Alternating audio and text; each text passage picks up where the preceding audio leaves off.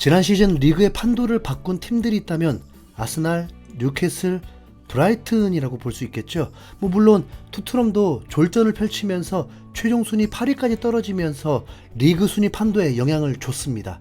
기세 좋게 1위를 달리던 아스날은 시즌 후반 아쉽게 맨시티에게 선두 자리를 내주게 되었고, 다가오는 시즌에는 리그 우승을 목표로 하면서 맨시티 대항마가 될 준비를 하고 있는데요.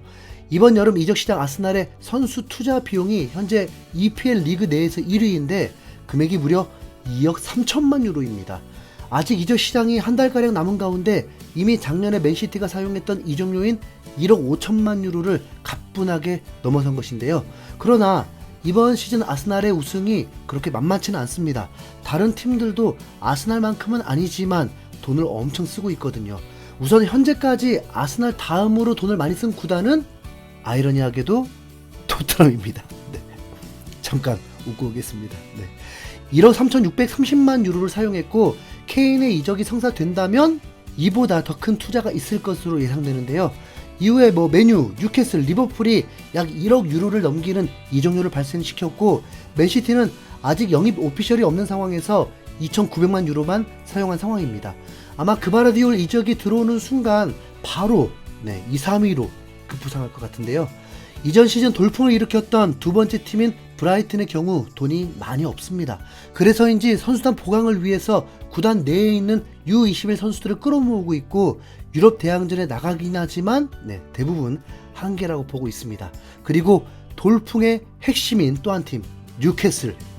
사실 갑자기 국내 팬들에게도 매우 호감을 얻고 있는 팀입니다. 2018년 당시 기성용 선수가 팀에 있을 때보다 현재 팬이 더 많아진 것 같은데, 한국 팬들이 제일 사랑하는 손흥민, 이강인, 김민재 선수가 이적한다 했을 때 다른 팀은 몰라도 뉴캐슬이라면 인정하는 분위기였습니다. 이제는 사람들 인식에 맨유, 리버풀에 버금가는 빅클럽이 된 거죠. 뉴캐슬의 성적은 2021-2022 시즌까지만 하더라도 리그 11위로 그리 좋지 못한 팀이었습니다. 그러나 2021년 10월 뉴캐슬이 사우디 국부 펀드로부터 3억 500만 파운드에 매각되었고, 팀은 승승장구하기 시작해서 단 2년 만에 리그 최소 실점 1위 팀으로 탈바꿈하게 된 거죠. 최소 실점도 모자라서 리그 4위에 당당하게 올라서면서 챔스까지 나가니까 팀의 인기가 미친 듯이 상승하고 있습니다. 그러나 여기서 한 가지 의문이 드는 게 있죠.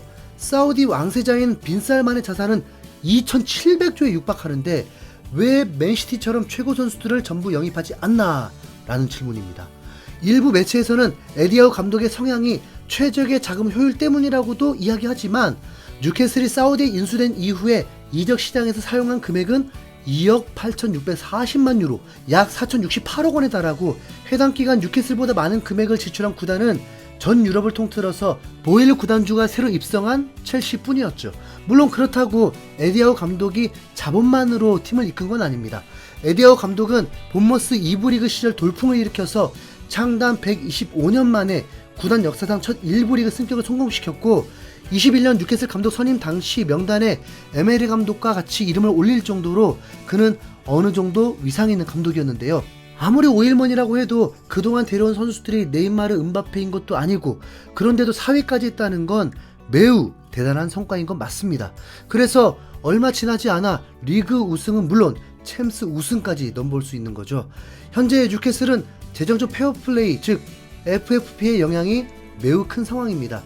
FFP란 쉽게 말해서 구단이 돈을 많이 번 순수익이 늘어날수록 더 많은 돈을 쓸 수 있는 건데, 클럽 지출이 클럽 수익보다 1억 유로를 초과해서는 안 된다는 게 현재 규정입니다. 오일머니를 등에 업고도 돈을 퍼붓지 못한 원인이 바로 이 부분입니다. 사우디 리그는 유럽 축구 연맹과 거리가 머니까 지 마음대로 돈을 써도 되었던 거죠.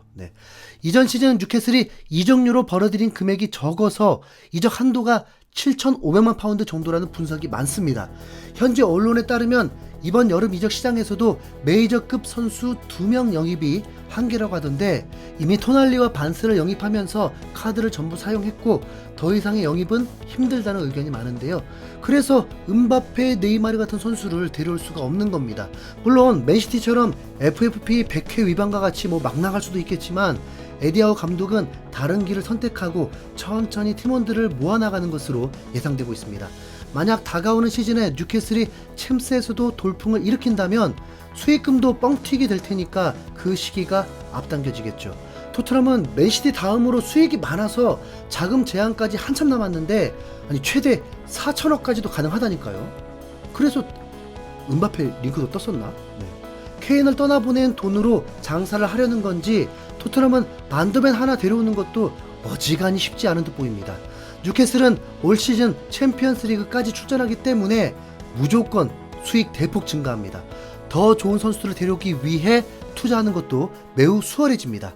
뉴캐슬이 B클럽 되기 위한 프로젝트가 완성될 때쯤 손흥민 이적 타이밍과도 맞물려지는데 우린 알고 있습니다. 제발 손흥민이 2023-2024 시즌이 토트넘의 마지막이길. 네, 그렇죠?